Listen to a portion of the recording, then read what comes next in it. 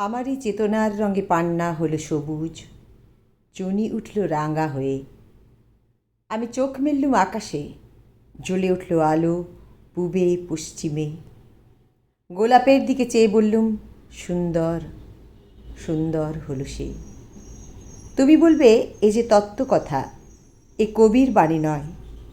আমি বলবো এ সত্য, তাই এ কাব্য।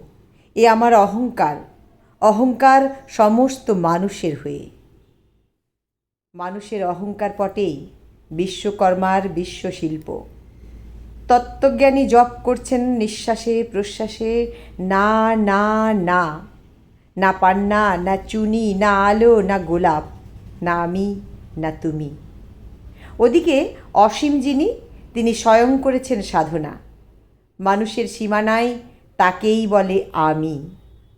সেই আমির গহনে আলো আঁধারের ঘটল সঙ্গম। দেখা দিল রূপ, জেগে উঠল রস। না কখন ফুটে উঠে হলো হ্যাঁ, মায়ার মন্ত্রে, রেখার রঙে, সুখে দুঃখে।